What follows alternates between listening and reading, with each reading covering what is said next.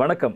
மற்றொரு மக்கள் சேவை நிகழ்ச்சியூடாக உங்கள் அனைவரையும் சந்திப்பதில் மகிழ்ச்சி. இன்றைய தினமும் மக்கள் சேவை நிகழ்ச்சியில் ஒரு முக்கியமான விடயம் தொடர்பில் நாங்கள் பேசுவதற்கு தயாராக இருக்கிறோம். இந்த காலப்பகுதி என்பது இப்போது அதிக வெப்பத்துடன் கூடிய ஒரு வானிலை காணப்பட்டது. இப்போது மழையுடன் கூடிய வானிலை ஆரம்பித்திருக்கிறது. தென்மேல் பருவப்பெயர்ச்சி காலநிலை ஆரம்பமாக போகிறது.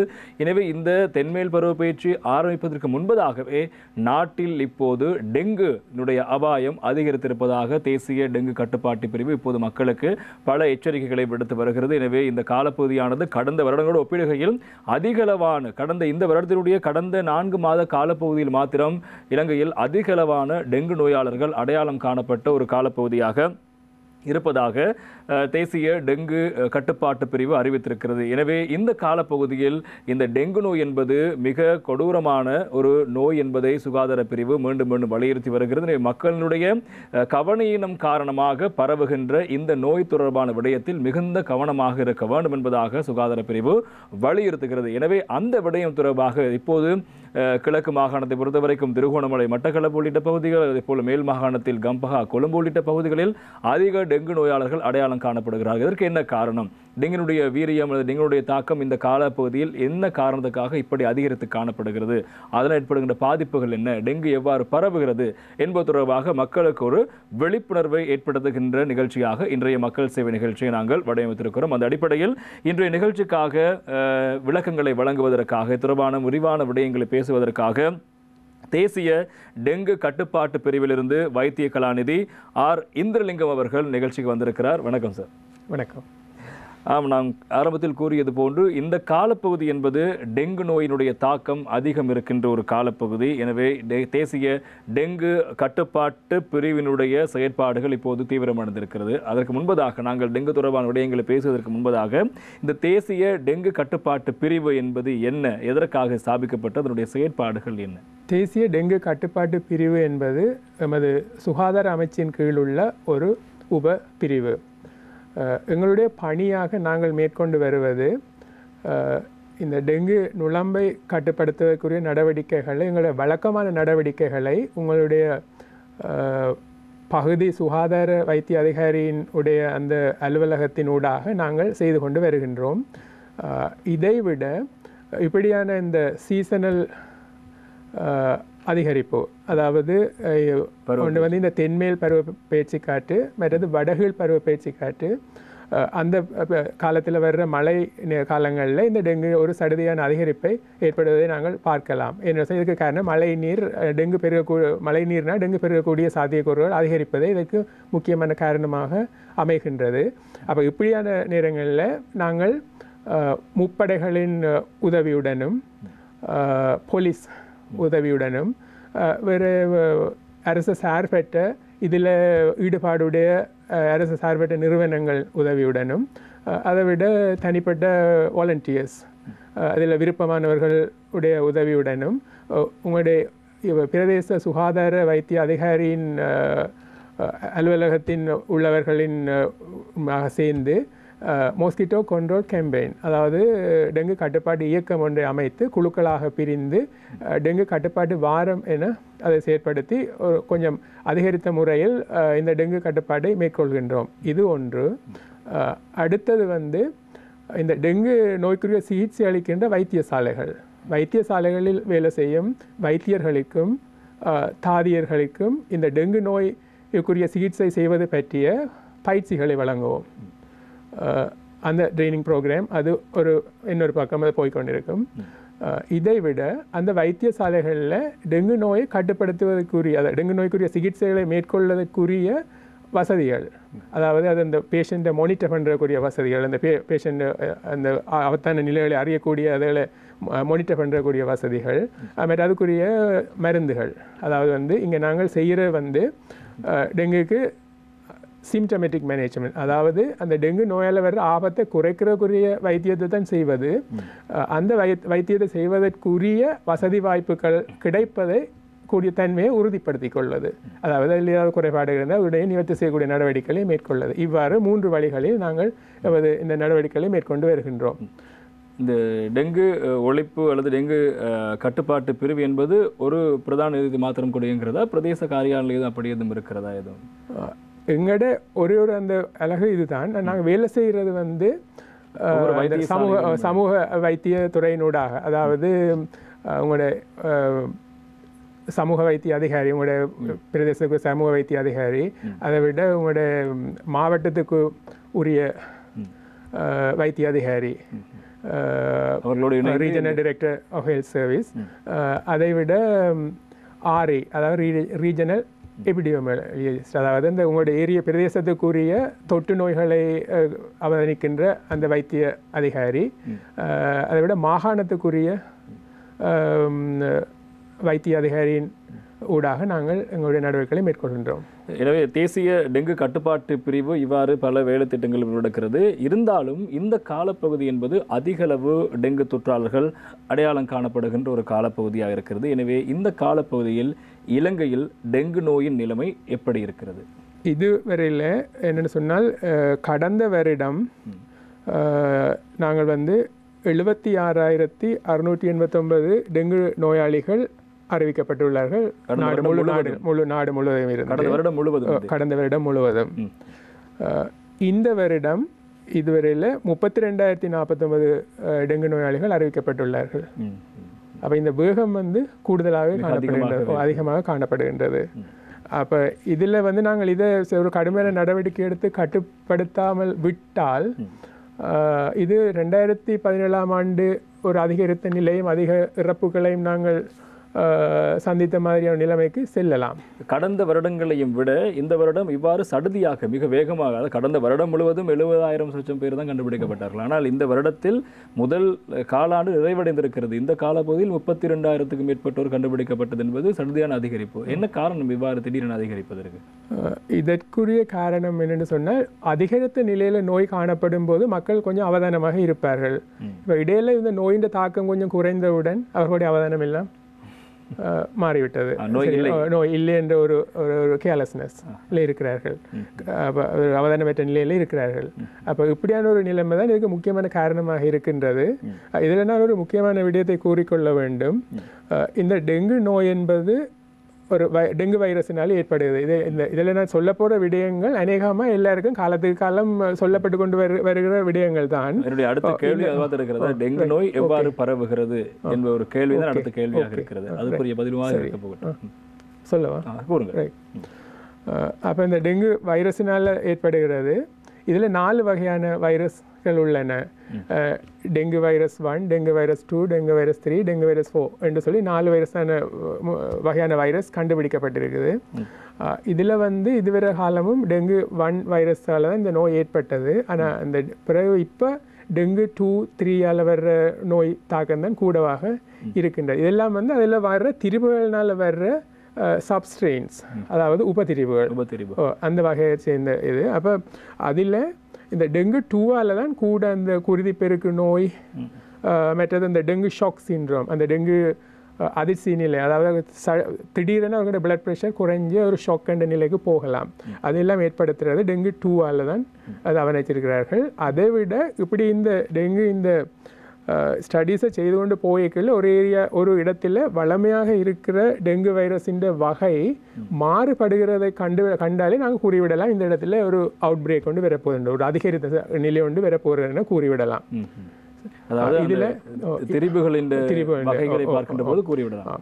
இதில் இன்னொரு விடயம், இந்த வகையில் ஒரு டெங்கு அந்த சப்ஸ்ட்ரெயினால், இப்போ டெங்கு 1 வைரஸால் ஒருவருக்கு டெங்கு ஏற்பட்டால் அவர் வாழ்நாள் முழுவதும் அதுக்குரிய நிற்பீடனம் அவருக்கு வந்துவிடும். அதன் பின்னர் அந்த வகையான வைரஸால் அவருக்கு டெங்கு நோய் ஏற்படாது. அதாவது டெங்கு 1 என்று சொல்லப்படுகின்ற அந்த வைரஸ் வந்து ஒருவரை கடிக்கிறது, பரவுகிறது, டெங்கு உள்ளாகிறார். எனவே இனி அவ்வாறான வைரஸை கொண்டு ஒரு கடிக்கின்ற போது வாழ்நாள் முழுவதும் அந்த டெங்கு 1 வைரஸால வராது. அடுத்த வேறொரு சப்ஸ்ட்ரெயினால் அவருக்கு டெங்கு நோய் வரும்போது முன்னர் வந்ததை விட கூடிய பாதிப்பு ஏற்படும். அதான் நீங்க உள்ள பேசான விஷயம், மிகவும் ஆபத்தான நிலைமை அதான். அப்படி என்றால் இப்போது நீங்கள் கூறுவதை போது இலங்கையில் இப்போது டெங்கு 3 தாக்கம், அதாவது 12 வருடங்களுக்கு பிறகு மிக வேகமாக டெங்கு 3 வந்திருக்கு. என்ன காரணம்? அப்படியான திரிவு உருவாவதற்கான ஏதுவான சூழல் இங்கே உருவாகிவிட்டதா? அப்படி எதுவும் நிலைமைகள் இருக்கிறதா? திரிபண்டு சொல்றது அது இயற்கையாகவே நடைபெறுறது. நடைபெற்று அப்புறம் அதில் நேச்சுரல் செலெக்ஷன், அதாவது வந்து அந்த டெங்கு வண்ணுக்குரிய எதிர்ப்பு, அதாவது அதனால வெற்றிகரமாக வாழக்கூடிய ஒரு நிலைமை வராது போகும்போது இந்த அதிலிருந்து திரிப்பு ஏற்பட்டால் அதுக்குரிய இந்த பாதுகாப்பு முறைகள் வந்து அதுக்குரிய அந்த திரிப்புக்கு எதிராக அது வேலை செய்யாது. அப்போ இப்படியான நிலைமை ஒன்று இருக்கிறபடியால் தான் அந்த அடுத்த மற்ற ஸ்ட்ரெயின் வந்து அது மேலோங்கி கொண்டு போகுது அதன் தாக்கம். நீங்கள் கூறியது போன்று டெங்கு 2வினுடைய தாக்கமானது பாரிய விளைவுகள் ஏற்படுவதாக இலங்கையில் காணப்படுது. டெங்கு 3னுடைய தாக்கம் எப்படி இருக்கும்? அதனுடைய பரவல் என்ன மாதிரி? அதிலேயும் அப்படியான நிலைமை ஏற்படுது. இதில் முக்கியமான விடயம் வந்து முதலாவது முறை ஏற்பட்டால் அது பிரைமரி இன்ஃபெக்ஷன் என்று சொல்றது. இதுவே வேறு அடுத்த ஒரு சப்சிடரி செகண்டரி இன்ஃபெக்ஷன் என்று சொல்றது. இப்படி அது இந்த இதை கூடிக்கொண்டு போகும்போது அடுத்தடுத்த திரிவுகளால் ஏற்படும் போது அந்த நோயின் தாக்கம் கூடிக்கொண்டு தான் செல்லும். அது நீங்கள் முக்கியமான விஷயம். இப்போ டெங்கு 3 வந்து அதுலேயும் குருதி பெருக்கு நிலை ஏற்படுது.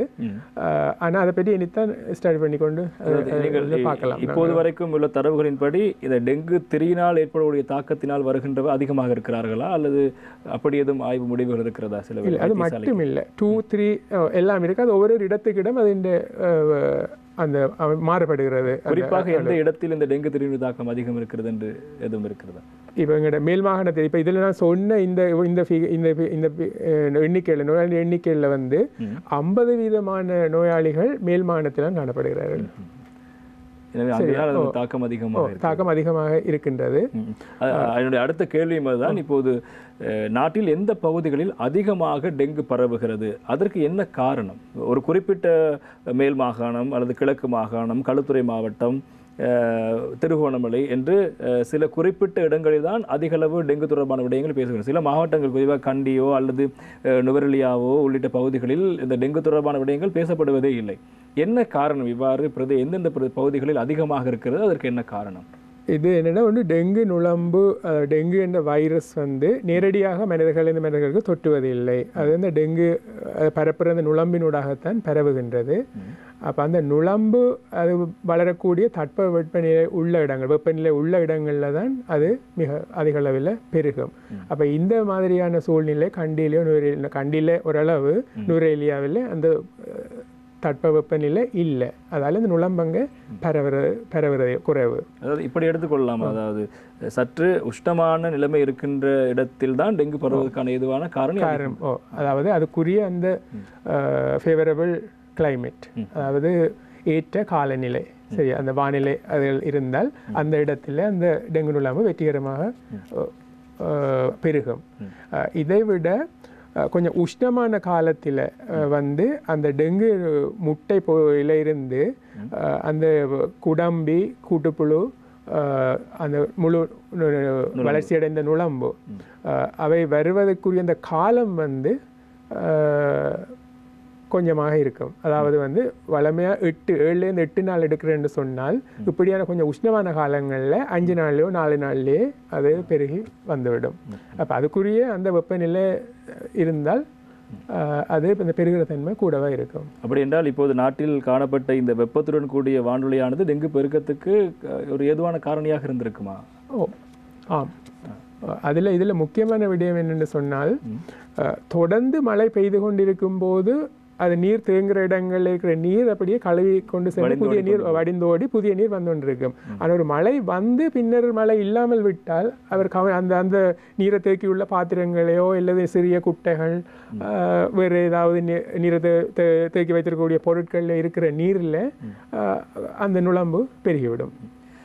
இது டெங்கு நுளம்பு என்று எப்படி ஒரு நுளம்பை சாதாரணமாக கண்ணுக்கு பார்க்கின்ற போது நுளம்புகள் அதிகமாக இருக்கிறது, இதுதான் டெங்கு நுளம்பு எப்படி அடையாளம்? டெங்கு நுளம்பு இது வந்து என்னன்னா, டெங்கு நுளம்பில் வந்து நீங்கள் அவதானித்தால் அதில் வரிகள் புள்ளியாக வரிகள் இருக்கும். இதை நீங்கள் இந்த படத்தில் காணலாம், பார்த்து கொள்ளலாம். அதை வந்து அதில் ஒரு வெள்ளை புள்ளிகள் இருக்கும். அந்த டெங்கு நுளம்பு வரிகளாக தெரியும் அது பார்க்கும்போது. அந்த இனத்துக்கு எதுவும் பெயர் இருக்கு? அந்த இனம் வந்து ஈடிஸ் என்ற இனத்தில் அதில் 2 உபபிரிவுகள் இருக்கு. ஈடிஸ் இஜிப்டை, ஈடிஸ் அல்போபிக்டஸ், அப்படி 2 வகையான நுளம்பால் நீங்கள் இலங்கையில் டெங்கு நோய் பரவுகிறது. அதாவது இந்த நுளம்புகள் நீங்கள் கூறுகின்ற அந்த புள்ளி புள்ளியாக உடம்பில் கொண்டிருக்கிற நுளம்புகள் மாத்திரம்தான் டெங்கு வைரஸ். இலங்கையில் அந்த அந்த ஈடிஸ் என்ற வகையான நுளம்பு தான் டெங்கு நோயை பரப்புகிறது. அதே போல கூறுவார்கள் இந்த பெண் நுளம்புகள் தான் அதிகம் இந்த காவியாக செயற்படுகிறது என்ற ஒரு விடயம் இருக்கிறது. பெண் நுளம்புக்குத்தான் விலங்குகளின் ரத்தம் தேவைப்படுகிறது. ஏனென்று சொன்னால் பெண் நுளம்புல வந்து முட்டை உருவாகுவதற்கு, அதாவது ஆண் நுளம்புடன் அது சேர்க்கை அடைந்து பின்னர் அதில் முட்டை உருவாகுவதற்கு இந்த இரத்தம் தேவையாக உள்ளது. விலங்குகளின் இரத்தம் தேவையாக உள்ளது. அப்போ அது பெரும்பாலும் மனிதர்களை கடிக்கும். அது அவர் இல்லையாயின் வேறு விலங்குகளையும் கடிக்கலாம். கடித்து அதுக்குரிய அந்த இரத்தத்தை எடுத்து தான் அது பின்னர் அது முட்டை உருவாகி அந்த முட்டையை அந்த நீர் தேங்கியுள்ள இடங்களில் அது நீர் தேங்கியுள்ள இடங்களில் ஈரழிப்பான சுவரில், அந்த மேல் மட்டத்தில் உள்ள ஈரழிப்பான சுவரில் தான் அது முட்டையை இடும். அப்போ அந்த முட்டை அதில் ஒட்டி கொண்டு இருக்கைகள் அந்த மட்டத்துக்கு அந்த நீர் உயரைக்குள்ள அந்த முட்டை பொரித்து அதிலிருந்து குடம்பி வரும். குடம்பி வந்து வளமையாக 5 நாட்களுக்கு அது அதில் குடம்பியாக இருக்கும். பிறகு 2 to 3 நாள் கூட்டுப்புழுவாக இருந்து அது முழு வளர்ச்சியடைந்த நுளம்பாக மாற்றமடையும். கொரோனா வைரஸ் எடுத்தால் ஒரு குறிப்பிட்ட ஒரு 14 நாட்களுக்கு பின்னர் அது வலுவிழந்து விடும். பிறகு புதிய ஒரு வைரஸ் அல்லது புதிய திரிபு அப்படி என்று ஒரு விடை இருக்கிறது. ஆனால் ஒரு நுளம்பு அப்படி ஒருவர் கடித்த பின்னர் அது வலுவிழந்து விடுமா அல்லது இன்னும் பரவுமா? எவ்வளவு தூரத்துக்கு நுளம்பு பயணப்படும்? இது தொடர்பான விடயங்களை கூற வேண்டும். அதாவது இந்த நுளம்பு டெங்கு பரப்புகிற நுளம்பில் டெங்கு வைரஸ் தொற்று ஏற்படும் வரையிலே அந்த நுளம்பு யாருக்கும் டெங்கு பரப்புவது இல்லை. ஆனால் அந்த நுளம்பு ஒரு டெங்கு நோயாளி ஒருவருக்கு கடித்து அவர் மூலம் அந்த டெங்கு வைரஸ் அந்த நுளம்புக்கு பரவினால் அந்த நுளம்பின் வாழ்க்கை காலம் வரை முழுவதும் அது டெங்கை பரப்பிக்கொண்டே இருக்கும். அதில் எந்த வேறுபாடும் இல்லை. அதாவது வீரியம் குறைவு என்ற தன்மை இல்லை, தொடர்ந்து பரப்பிக்கொண்டே இருக்கும். இதை விட அந்த நுளம்பு அந்த வைரஸை தன்னுடைய அடுத்த சந்ததிக்கும் கடத்தும், முட்டையினூடாக கடத்தும். அப்படியே கடத்தி கொண்டே இருக்கிறபடியால் அந்த நுளம்பு மீளவும் ஒரு டெங்கு நோயாளியை கடித்துத்தான் அந்த வைரஸை எடுக்க வேண்டும் என்ற அவசியம் இல்லை. அது தொடர்ந்து அந்த சந்ததிக்கு கடத்தி அதை அப்படியே அதை பரப்பிக்கொண்டே இருக்கும். இதுதான் நீங்கள் உள்ள ஒரு ஆபத்தான நிலைமை. அதே போல் இன்னும் ஒரு விடயம் இருக்கிறது. இந்த டெங்கு நுளம்புகள் கடிக்கின்ற நேரம் என்று கூறுவார்கள். காலை வேளை, மாலை வேளை என்று சில நேரங்கள் கூறுவார்கள். அது உண்மையிலேயே அப்படியான ஒரு விடயம் இருக்கிறதா? டெங்கு நுளம்பு பொதுவாக பகல் வேளையில தான் கடிக்கிறது. பகல் இருந்தால் குறிப்பிட்ட நேரம், பகல் வேளையில் வந்து எந்த நேரமும் கடிக்கலாம். ஆனால் அதில் வந்து அதிகாலையில் என்று சொல்லிக்கொள்ள 6 மணியில இருந்து 10 மணி வரையில், அதே மாதிரி மாலையிலும் 5 மணியில இருந்து 8 மணி வரையில் உள்ள அந்த டைம், 5 மணி நைட்டுக்கு போய்க்கல கடிக்கிற தன்மை குறையும். ஆனால் இப்போ வந்து கொஞ்சம் இந்த கூடுதலாக ஒளியூட்டப்பட்ட இடங்கள் மற்றது உள்ளுக்கு அந்த டெங்கு நுளம்பை நாங்கள் வீட்டுக்குள்ளே அடைத்து வைத்திருக்கும் போது அந்த நேரங்கள்லேயும் அது மனிதரை கடிக்கலாம். சரி, டெங்கு நுளம்பு கடிப்பதற்கு வெளிச்சம் என்ற ஒன்று தேவை அப்படி என்று எடுத்துக்கொள்ளலாமா? அதுக்குரிய சூரிய ஒளி இருக்கின்ற அப்படி சொல்லலாம். நாங்கள் என்னென்னு சொன்னால் அது பகல் வேளை கூடுதலாக வந்து வெளிச்சம் உள்ள நேரம் தான் அது கடிக்குது. இப்போ எங்களோட பழைய அந்த கியூலெக்ஸ் நுளம்பு, யானைக்கால் நோயை பரப்புற நுளம்பு எல்லாம் வந்து மிட் நைட்டில் தான் வந்து கடிக்கிறது அந்த நுளம்பு. அது ஒரு தன்மை. அதே மாதிரி மலேரியா பரப்புற நுளம்பு வந்து அதிகாலையிலையும் மாலையிலையும் தான் அந்த நுளம்பு கடிக்கும், பகல் வேளையில இருக்காது. டெங்கு நோய் வந்து பகல் வேளையிலையும் இருக்கும், ஆனால் இந்த நேரங்களில் கூடவே இருக்கும், அதிகாலையிலையும் மாலை வேளையிலையும் கூடவாக இருக்கும். அப்படின்னா மாலையில் சிலர் சொல்வார்கள் இப்போது அந்தி நேரம் என்பதால் பிரச்சனை இல்லை, இது டெங்கு நுளம்பாக இருக்காது என்று எடுத்துக்கொள்ளலாம். அந்த டைமில் அது கடிக்குது. அதாவது இப்போ அந்தி நேரத்தில் இரவு நேரங்களில் கடிக்கின்ற நுளம்பு டெங்கு நுளம்பு இல்லை என்று எடுத்துக்கொள்ளலாம். ஆனால் இப்போ 100க்கு 100% அப்படி இல்லைன்னு இரவில் தூங்க போகும்போது தான் டெங்கு நுளம்பினுடைய தொல்லையை உணர்வார்கள். அப்போது வருகின்ற நுளம்பு டெங்கு நுளம்பாக எடுத்துக்கொள்ளலாம். எடுத்துக்கொள்ளலாம், பெரும்பாலும் இல்லை. ஆனால் இப்போ எங்கட இந்த வீட்டுக்குள்ளே அடைப்பட்டிருக்கிற நுளம்பு மற்றது நடுவு தொடர்ந்து ஒளியூட்டப்பட்டு கொண்டிருக்கல அந்த நுளம்பு சில வேளையில் கடிக்கலாம். எந்த நேரத்திலும் எப்போதுமே அவதானமாக இருப்பது சிறந்தது. அதே போல டாக்டர் இன்னும் ஒரு விடயம் இருக்கிறது. குறிப்பாக இந்த நாங்கள் ஏற்கனவே கதைத்திருந்தோம், இந்த குளிரான பகுதியில் பரவுவதில்லை. இப்போ கொழும்பை பொறுத்த வரைக்கும் நீங்கள் கூறினீர்கள், கொழும்பு உள்ளிட்ட பகுதிகளில் அதிக இந்த நிர்மாண தொழில் இடம்பெறுகின்ற கட்டிடங்கள் இருக்கிறது, சன்னேசல் அதிகமான விடயங்கள் இருக்கிறது. ஆனால் கிழக்கு மாகாணத்திலும் குறிப்பாக மட்டக்களப்பு, திருகோணமலை உள்ளிட்ட பகுதிகளில், அண்மை காலமாக யாழ்ப்பாணம் உள்ளிட்ட பகுதிகளில் அதிகமாக இந்த டெங்கு நுளம்பு பரவகை தொடர்பான விடயங்களை கேட்டு வருகிறோம். இப்போதும் கூட அந்த பட்டியலில் அந்த மாகாணங்கள், மாவட்டங்கள் இருக்கிறது. இதற்கு என்ன காரணம்? ஒரு சிறிது காலத்துக்கு முதல் யாழ்ப்பாணம் வந்து டெங்கு நுளம்பு இல்லாத ஒரு பிரதேசமாகத்தான் காணப்பட்டது. அது பின்னர் வந்து இந்த பாதைகள் மூடப்பட்டு சில தடைகள் இருந்தபடியால் மக்களுடைய நடமாட்டம் வந்து கட்டுப்படுத்தப்பட்டிருந்ததால் யாழ்ப்பாணம் எல்லாம் வந்து டெங்கு நோய் இல்லாத ஒரு இடமாக தான் காணப்பட்டது. ஆனால் பின்னர் மக்கள் இங்கேருந்து நடமாட, அதாவது கொழும்பில் இருந்து மேல் மாநிலத்திலிருந்து யாழ்ப்பாண பகுதியில் நடமாட தொடங்கியவுடன் அங்கே உள்ள நுளம்புகளுக்கும் இந்த வைரஸை தொட்ட வைத்து விட்டார்கள். அப்போ அதால் அந்த ஏற்கனவே அந்த நோய் அங்கே இல்லாத காரணத்தால் வந்து அந்த மக்கள் அந்த டெங்கு நோயை பற்றிய அந்த விழிப்புணர்வு இல்லாத தன்மை ஒன்று காணப்படுது. இன்றைக்கும் டெங்கு அங்கே அதிகரித்த நிலை காணப்படுகின்ற போதும் ஓரளவு மேல் மாகாணத்தை போல இல்லாமல் அங்கேயும் அதிகரித்த நிலை காணப்படுகின்ற போதும் மக்களோட விழிப்புணர்வு போதாமல் உள்ளது. ஏன்னா அவர்கள் இன்றைக்கும் அந்த காய்ச்சல் என்று சொன்னால் அது டெங்குவாக இருக்கலாம் என்று அவர்கள் நினைக்கும் தன்மை வந்து குறைவாக இருக்கின்றது. அது ஒரு ஆபத்தான நிலைமை. இதே போல கிழக்கு மாகாணத்திலேயும் இப்போது திருகோணமலை அதிக டெங்கு தொற்று இருக்கின்ற ஒரு பகுதியாக இருக்கிறது. அதே போல மட்டக்களப்பும் அதிகம் இருக்கிறது. இதற்கெல்லாம் காரணம் இது என்ன காரணமாக? அந்த தட்பவெப்ப சூழலை தாண்டி வேற என்ன காரணம் இருக்கும் அதிகம் பரவுவதற்கு? அதிகம் பரவுவதற்கு என்று சொன்னால் அங்கு டெங்கு நோய் நுளம்பு பரவக்கூடிய சூழ்நிலை காணப்படுது. அதாவது வந்து நீர்த்தேக்கங்கள், அதை தண்ணி சேகரித்து வைக்கக்கூடிய இடங்கள் அதிக அளவில் காணப்படுது. இப்போ அதுகளை நீங்கள் இல்லாமல் நிரந்தரமாக அதை உங்களுடைய வீட்டு சூழலையோ, வீட்டு உள்சூழலையோ, வெளிச்சூழலையோ வந்து டெங்கு பெருக முடியாதவாறு ஒரு நிலைமையை பேணுவீர்களாயின் இதை பற்றிய பயம் இல்லாமல் இருக்கலாம். ஆனால் அந்த நிலைமைக்கு போகிறது தான் எங்களுக்கு கஷ்டமாக இருக்கின்றது. அதாவது மக்களுடைய அந்த மனப்பாங்கில் மாற்றத்தை ஏற்படுத்துறது தான் பெரிய ஒரு பிரச்சனையாக உள்ளது. அதாவது இந்த உங்களுடைய ஏரியா சுகாதார அதிகாரி பிரிவிலிருந்து வந்து அதில் உங்களுக்கு ஆராய்ந்து உங்களுக்கு சில இன்ஸ்ட்ரக்ஷன்ஸை தந்துட்டு போனால், அதாவது உங்களுக்கு சில அறிவித்தல்களை தந்துட்டு போனால் நீ அதை வந்து தொடர்ச்சியாக கடைப்பிடிக்கிறார்கள் என்று சொன்னால் இல்லை. ஒரு 2-3 நாளைக்கு ஒரு சில நாட்களுக்கு அதை கடைப்பிடித்துவிட்டு பின்னர் பழையபடி அதே தவறுகள் நடந்து கொண்டே இருக்கின்றன. இதுதான் அங்கே உள்ள பிரச்சனை காரணம். அப்போ கடந்த காலங்களில் வந்து அந்த மக்கள் நடமாட்டம் வந்து கொஞ்சம் கட்டுப்படுத்தப்பட்டிருந்தபடியால் அந்த பகுதிகளில் நோய் தாக்கம் குறைவாக இருந்தது. இப்போது மக்கள் ஃப்ரீயாக இல்லாத நடமாட தொடங்கியபடியால் அங்கே நோய் வந்தவுடன் அந்த மக்களுடைய விழிப்புணர்வு குறைவாக இருக்குது. ஆனால் இப்போ மட்டக்களப்பில் எல்லாம் வந்து 2017-18 அது போய் சரியான கூடவாக இருந்தது. இப்போ ஓரளவு கொண்டு வந்துட்டாங்க கிழக்கு மாகாணம். இப்போ ஒரு சடனாக ஒரு அதிகரிப்பு ஒன்று காணப்படுகின்றது. அதுக்கு வந்து அந்த பாதிப்பு இல்லாமல் போனவுடன் அவரோட கவனம் குறைந்து விட்டது. இனி திரும்ப அவர்களை நாங்கள் விழிப்புணர்வு ஏற்படுத்த வேண்டியுள்ளது. தொடர்ந்து விழிப்புணர்வோடு இருக்கின்ற விடயம் குறைவு. அதுதான் இந்த பிரச்சனை காரணம். அதாவது சில வேளை இந்த கிழக்கு மாகாணம் திருகோணமலையாக இருக்கலாம், மட்டக்களப்பாக இருக்கலாம், சூழ கடல் இருக்கிறது. எனவே அந்த கடல் நீரினுடைய இருக்கின்ற கடல் நீரில் டெங்கு நுளம்பு பரவாது. அது உப்பு நீரில் பரவுறில்லை, தெளிந்த எங்களோட சாதாரண உப்பு தன்மையற்ற நீரில் தான் பரவுகின்றது.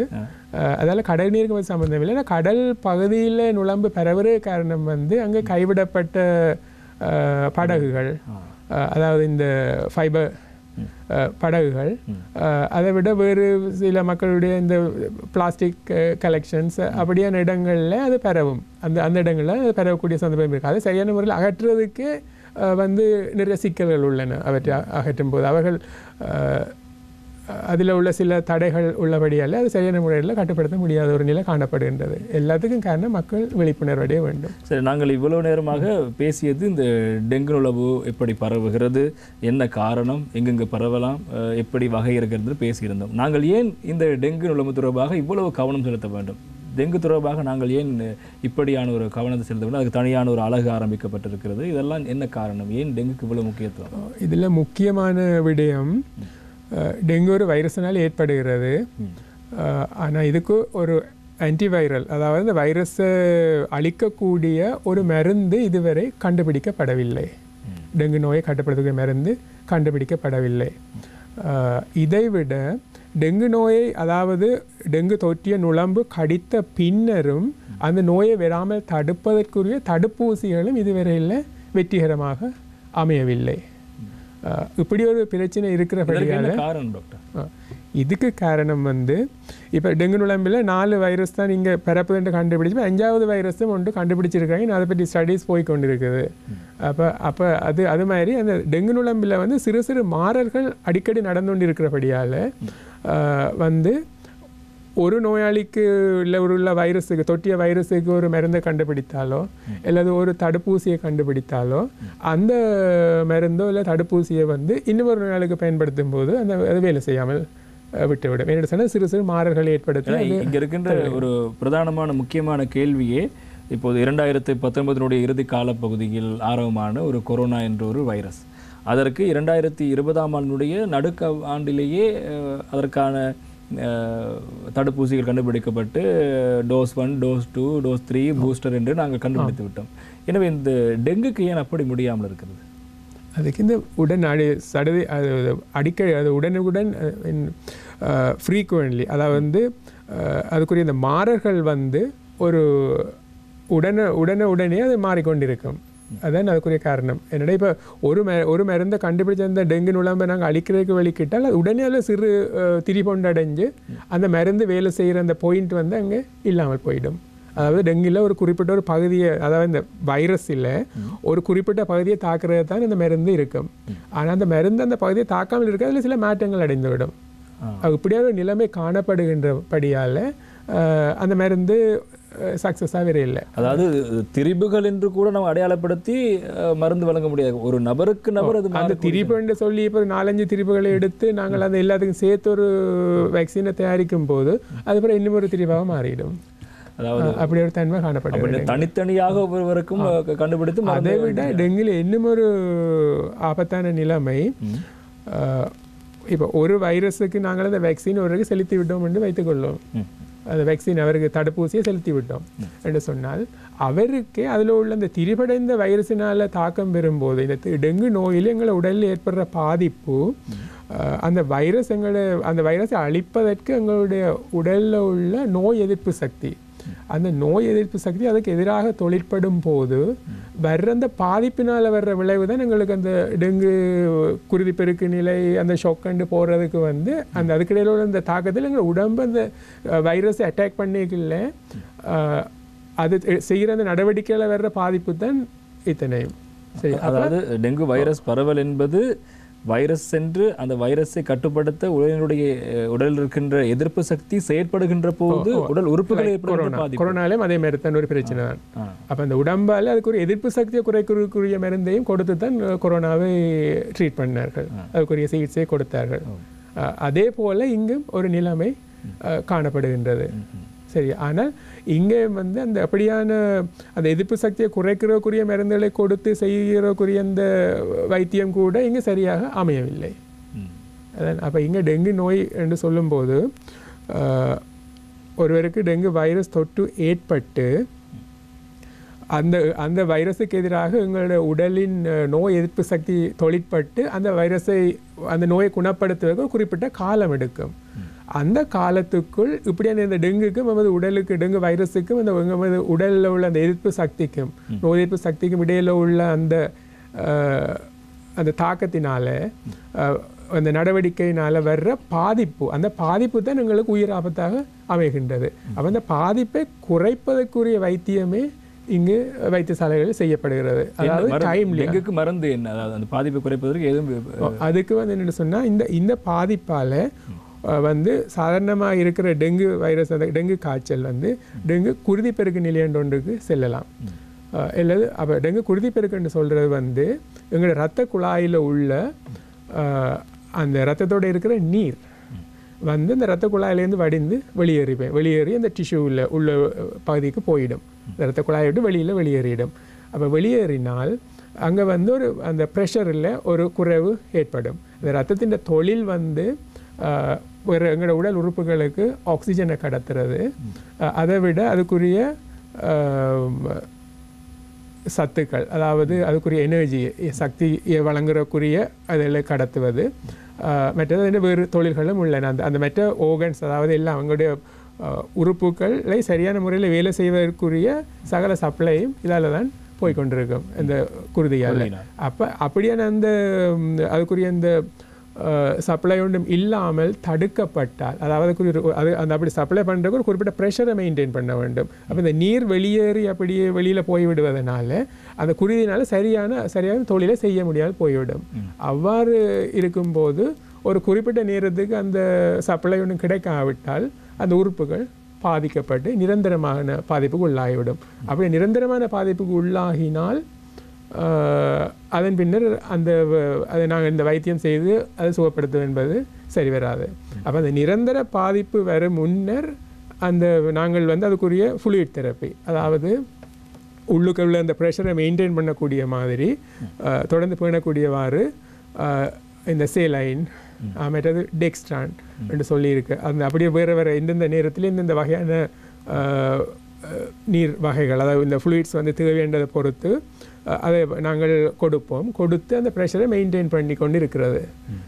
இதை விட வேறு சிம்டமேட்டிக் ட்ரீட்மெண்ட், இப்போ அவர்களுக்கு சத்தி போகலாம், வேறு அப்போ அதுகளுக்குரிய அந்த ட்ரீட்மெண்ட்டையும் கொடுத்து கொண்டு இருக்கிறது. இப்படி இருந்தால் அந்த ஓர்கனை பெர்மனன்ட் டேமேஜ், நிரந்தரமான பாதிப்புக்கு உள்ளாகாமல் தடுக்கிறது இந்த வைத்தியத்தில் செய்கிற முக்கியமான வேலையாக காணப்படுகிறது.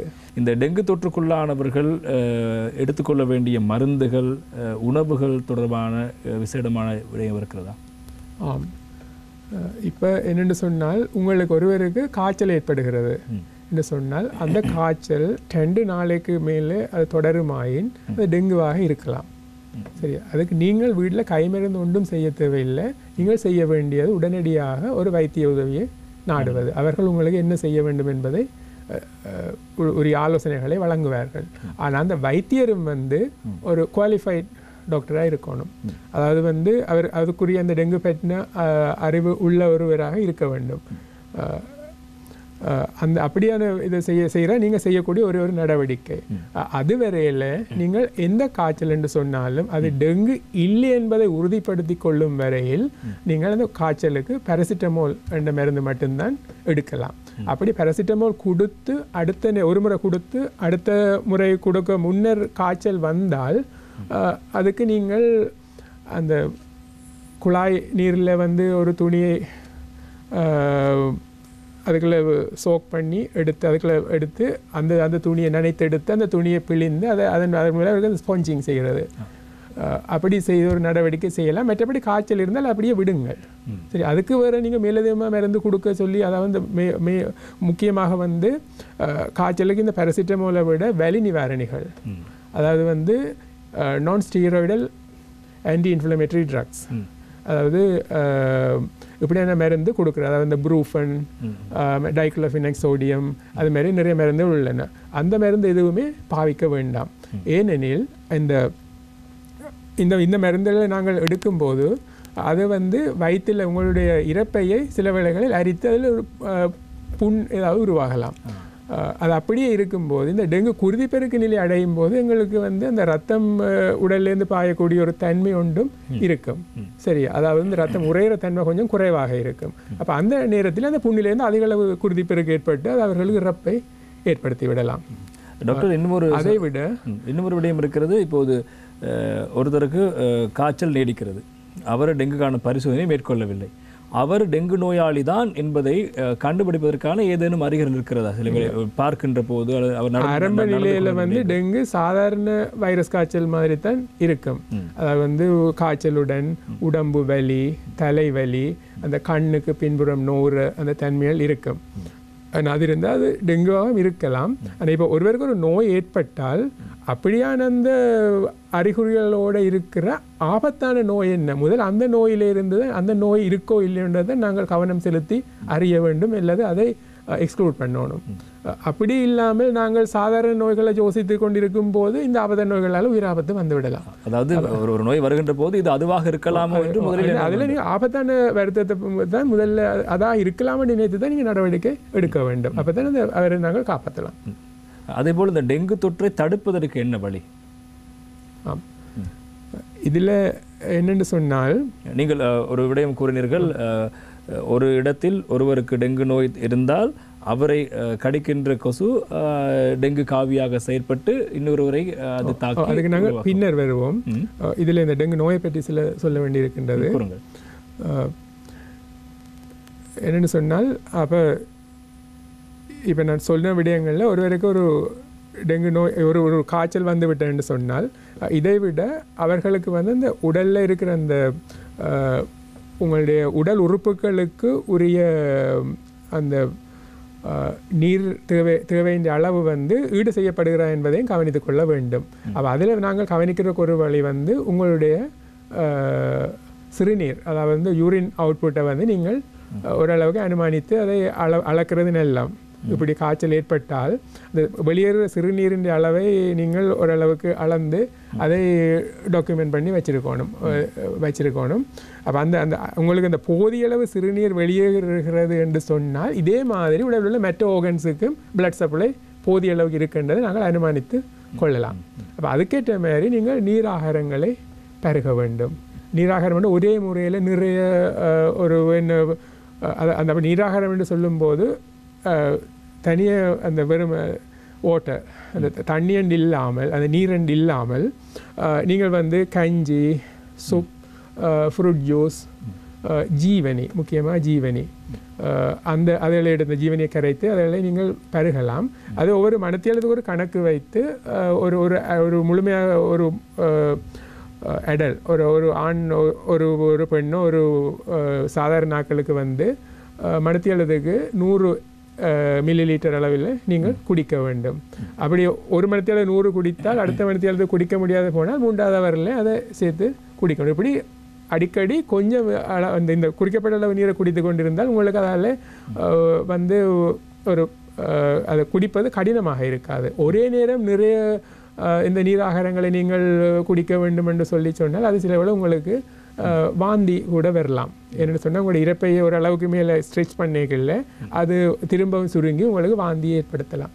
அப்போ இதை தொடர்ச்சியான முறையில் செய்து உங்களோட யூரின் அவுட்புட், அதாவது உங்களுடைய இந்த சிறுநீரின் அளவு, நீங்கள் வெளியே சிறுநீர் அளவு வந்து திருப்திகரமாக இருக்கிறா என்பதை கவனித்துக்கொள்ளும். இதுக்குரிய இது வந்து அவர்களுடைய பாடி வெயிட், அதாவது வந்து 50 கிலோகிராமுக்கு மேற்பட்டவர்கள் என்று சொன்னால் அவர்களுக்கு அந்த அந்த அதுக்குரிய இதை கணக்கு பார்க்கக்கூடிய அந்த நிறை வந்து 50 கிலோகிராம் என்று எடுத்துக்கொள்ள வேண்டும்.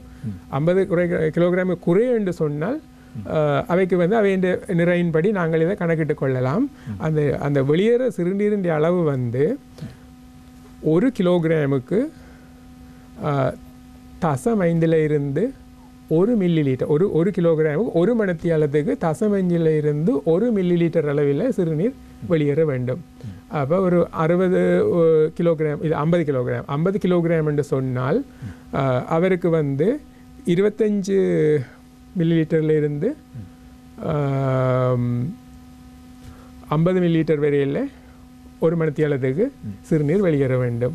அது கொஞ்சம் இதை விட கூட இருக்குது. அதாவது வந்து 5 அந்த 0.5 என்றதில் அந்த 25 என்றதுக்கு போகாமல் நீங்கள் அரௌண்ட் வந்து அந்த 50 மில்லிலீட்டரு கிட்ட மெயின்டைன் பண்ணுறது நல்லா. அப்படியே அந்த சிறுநீர் வெளியேற உறுதிப்படுத்தி கொண்டு இருக்கணும். பிறகு 2வது நாள் முதல் நீங்கள் விரும்பினால் இந்த டெங்கு ஆன்டிஜன் டெஸ்ட் செய்யலாம். அது செய்து நாங்கள் முக்கியமான விடயம் வந்து டெங்கு பாசிட்டிவ் என்று வந்துட்டால் உங்களுக்கு டெங்கு என்றதை நீங்கள் உறுதிப்படுத்தி கொள்ளலாம். ஆனால் அது நெகட்டிவாக வந்திருந்தால் அது டெங்கு இல்லை என்று நீங்கள் 100க்கு 100% உறுதிப்படுத்த முடியாது. அப்போ டெங்கு ஆன்டிஜன் டெஸ்ட் வந்து எனக்கு நெகட்டிவாக வந்துட்டது, அப்போ டெங்கு இல்லை என்று சொல்லி போட்டு நீங்கள் இருக்க முடியாது.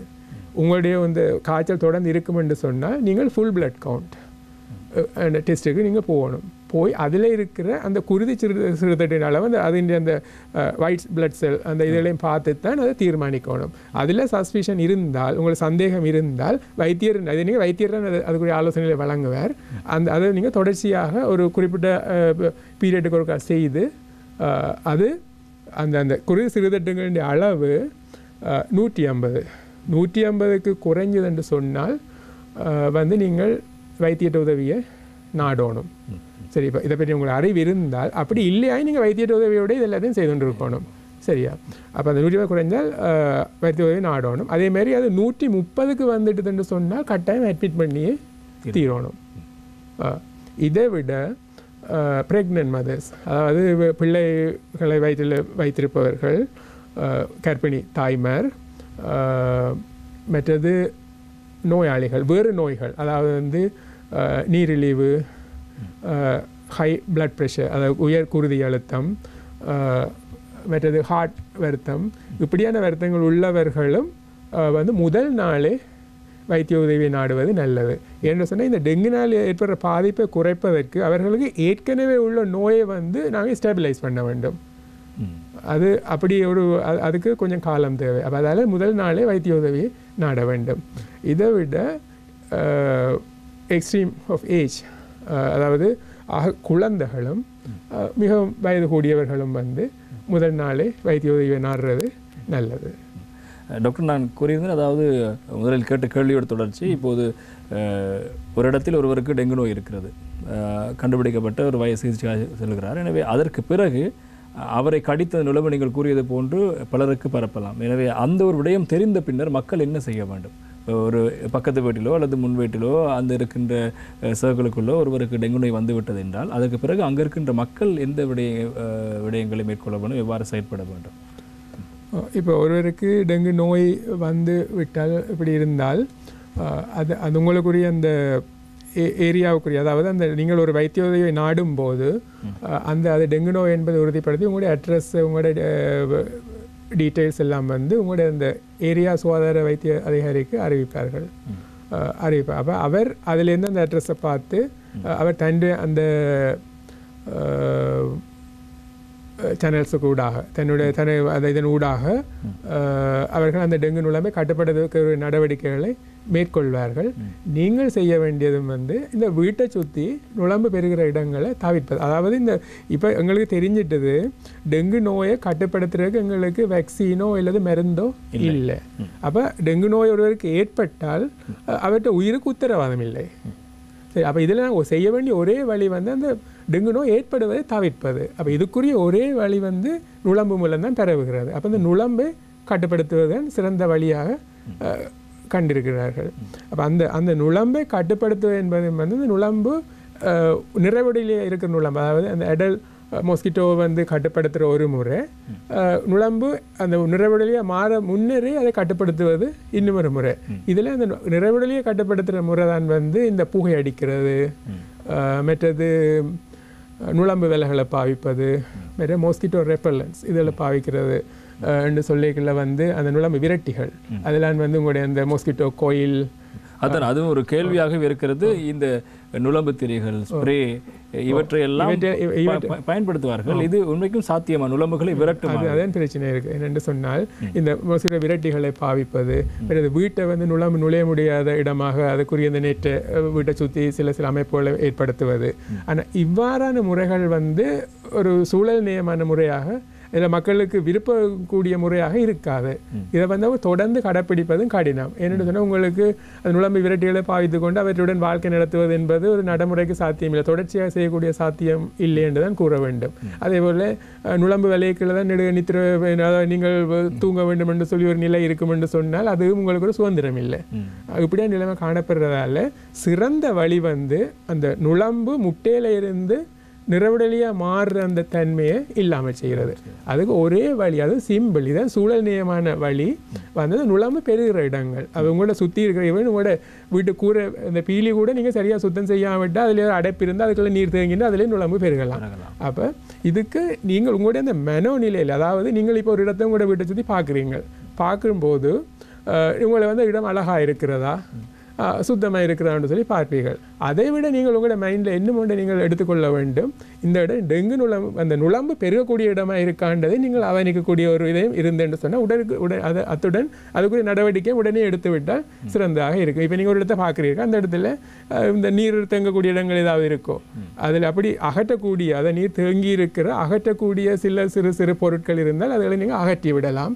அதை விட உங்களோட நீர் தொட்டிகள் அப்படியான பொருட்கள் என்று சொல்லிக்கலாம், அதில் உள்ள தண்ணியை 3 நாளைக்கு மேலே வைத்திருக்கக்கூடாது. அதாவது இதுதான் கேள்வி, சுத்தமாக இருக்கிறது என்பதற்காக நுழம்பு பரவாது இல்லை. அதில் நீங்கள் வைத்திருக்கின்ற சுத்தமாக நீங்கள் வைத்திருக்கின்ற பாத்திரத்தில் இருக்கின்ற நீரில் இருந்தால் பரவ போகிறது. வேறு எதுக்கு அப்படி நீங்கள் பாத்திரங்களை சேமித்து வைக்கத்தான் வேண்டும் என்று சொல்லி இருந்தால் அது மழை நீர் வெளியில் வைக்காதீர்கள். ஒரு கூரை உள்ள இடத்துல உள்ளே வைத்திருங்கள்.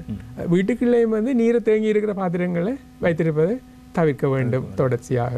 சரி, அதாவது உங்களோட பூத்தொட்டிகள், பூச்சாடிகள் அப்படிங்கிறத நீங்கள் தவிர்க்கணும். இதை விட வெளியில் உங்களோட நீர் தொட்டிகளை வந்து நீங்கள் ஒரு 3 நாளைக்கு ஒரு கால் சுத்தமாக்க வேண்டும். சுத்தமாக்கும் போது அந்த நீர்த்தொட்டியோட சுவர்களையும் வந்து ப்ரஷினால் நன்றாக தேய்த்து கழுவித்தான் நீங்கள் சுத்தமாக்க வேண்டும். அவ்வாறு இல்லையாயின் நீங்கள் தண்ணியை வடித்து விட்டு மீளம் அதுக்கு தண்ணியை அந்த நீரை நிரப்பும் போது ஏற்கனவே இருக்கிற அந்த அதில் இருக்கிற அந்த சுவரில் மேல்பதில் ஒட்டி இருக்கிற நுழம்பின் முட்டை வந்து அதுலேருந்து பொறித்து அந்த நுழம்பை உருவாக்கலாம். அவ்வாறு நீங்கள் நீரை வடித்து விட்டு அப்படியே நீங்கள் அந்த அதில் உள்ள அந்த சுவரின் உள்புற சுவரை நீங்கள் சுத்தமாக்காது விட்டால் அது ஒரு வருடத்துக்கு மேலேயும் அப்படியே அதில் ஒட்டி இருந்து அப்புறம் நீங்கள் எப்போ அதுக்குள்ள நீரை சேமிக்கிறீங்களோ இல்லை அடுத்த சீசனுக்கு வந்து மழை வந்து அந்த இடத்துக்கு நீர் நிரம்பிட்டால் அதில் இருந்து அந்த நுழம்பு அது ஒரு கரை போல படிந்து அப்படியே இருக்கிறது காலத்துக்கு இருக்கும். எனவே நீங்கள் நீரை அகற்றுவது வைரஸுடன் இருக்கும். அந்த முட்டை வைரஸ் இருக்கும்.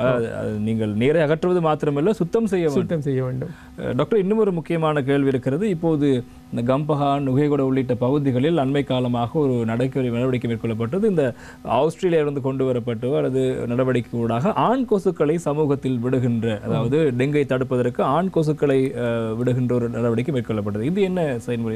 அது என்னன்னு சொன்னால், இந்த ஆண் கொசுக்களுக்கு ஒரு பாக்டீரியா, அதாவது வோல்பேக்கியான்னு சொல்லி ஒரு பாக்டீரியா, அந்த பாக்டீரியாவை தொட்ட வைத்து அந்த ஆண் கொசுக்கள் மூலம் அந்த பாக்டீரியாவை பெண் கொசுக்களுக்கும் பரப்பி அந்த பாக்டீரியா தொற்று ஏற்படுத்துவதன் மூலம் அந்த தொற்றுடன் உள்ள நுழம்பில் வந்து இந்த டெங்கு வைரஸ் பெருகிற தன்மை குறைவு. அப்போ அந்த டெங்கு வைரஸை பரப்புற அந்த நுழம்பின தன்மையை நாங்கள் குறைக்கலாம், வலுவிழக்க செய்யலாம். அப்போ அந்த நடவடிக்கையாக தான் இது நுகைகொட பகுதியில் மேற்கொள்ளப்பட்டு அதுக்குரிய அந்த ரிசல்ட்ஸ் வந்து வெற்றி அளித்திருக்கிறது. அந்த செயல்முறை அதுக்குரிய இதில் போய்கொண்டிருக்குது. இப்போ இதுவரையில் பெற்ற தகவலின்படி அது வெற்றி அளித்து கொண்டு தான் செல்கிறது. ஒரு சில நாடுகளில் அது வெற்றி அளிச்சிருக்குது. இங்கே இப்போ தானே இன்ட்ரடியூஸ் பண்ணி அதை செய்து கொண்டிருக்கிறார்கள். இது டெங்கு நுழம்பு பெருக்கத்தை கட்டுப்படுத்தவா அல்லது டெங்கு நுழம்பினுடைய பெருக்கத்தை நுழம்பு இருந்தாலும் அந்த நுழம்பு டெங்கு பரப்பாத தன்மையை கூட்டுவது. அதாவது அந்த பாக்டீரியா வந்து அந்த நுழம்புக்கும் இப்படியே ஒரு சந்ததியிலேருந்து அடுத்த சந்ததிக்கு போய்கொண்டு கடத்தப்படும்.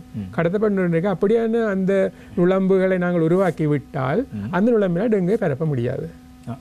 அதே போல இன்னும் ஒரு கேள்வியும் இருக்கிறது. இந்த இவ்வாறு நீங்கள் கொண்டு வந்து பரப்புகின்ற, சமூகத்தில் விடுகின்ற ஆண் கொசுக்களூடாக மனிதர்களுக்கு எதுவும் அல்லது இருக்கின்ற பாதிப்பு நிச்சயமாக இல்லை. ஆம், நாங்கள் இந்த டெங்கு தொடர்பான பல விடயங்கள் தொடர்பில் பேசிக் கொண்டிருக்கின்றோம். டாக்டர், இறுதியாக இந்த டெங்கு தொடர்பாக நீங்கள் மக்களுக்கு கூற விடுகின்ற விடயம் என்ன? மக்கள் எவ்வாறு இந்த விடயத்தில் அவதானமாக இருக்க வேண்டும்? இப்போ நாங்கள் டெங்குன்னு பார்க்கல, கடந்த வருடத்தில் எல்லாமாக டெங்கு மூலம் 72 நோயாளிகள் இறந்துள்ளார்கள். அதாவது டெங்கு ரிலேட்டட் டெத்ஸ், டெங்குவோடு சம்பந்தப்பட்ட இறப்பு. இந்த வருடம் இதுவரையில் 18 பேர் இறந்துள்ளார்கள். இதில் முக்கியமான காரணமாக அமைவது வந்து அதாவது வைத்தியரை நாடுவதில் உள்ள அந்த நேரத்தில் தாமதம். தாமதத்தினால தான் இந்த இதில் முக்கியமாக கூடுதலான இறப்பு ஏற்பட்டுள்ளது. அதாவது அந்த டெங்கு நோயின் பாதிப்பினால அந்த ஆபத்து நிலையில் உங்களுடைய அந்த இரத்த குழாயிலேருந்து நீர் வெளியேறி உங்களோட உறுப்புகள் நிரந்தரமாக பாதிக்கப்படுற அந்த நிலை வரையும் நீங்கள் வீடுகளில் இருந்து விட்டு அதன் பிறகு வைத்திய வசதியை நாடி வைத்தியர்களால் ஒன்றும் செய்ய முடியாது. அப்போ இதுதான் முக்கியமாக 2 நாட்களுக்கு கூடுதலாக உங்களுக்கு காய்ச்சல் இருக்குமாயின் நீங்கள் வைத்திய உதவியை நாடுவது தான் சிறந்த வழி. அதில் எந்த ஒரு அதுவும் ஒரு குவாலிஃபைட் டாக்டரின் உதவியை தான் நீங்கள் இதில் எடுக்கணும். அவர்கிட்ட ஆலோசனையை தான் நீங்கள் பெறணும். இதை விட முக்கியம் வந்து உங்களோட மனோநிலையில் ஏற்படுற மாற்றம். இப்போ நாங்கள் இங்கே எல்லாத்துலேயும் அறிந்து கொண்டோம், நுழம்பை வந்து முட்டையில் இருந்து முழு வளர்ச்சியடைந்த நுழம்பாக மாறுவதை தவிர்ப்பதுதான் சூழல் நியமானதும் இலகுவான முறையாகவும் காணப்படுகிறது.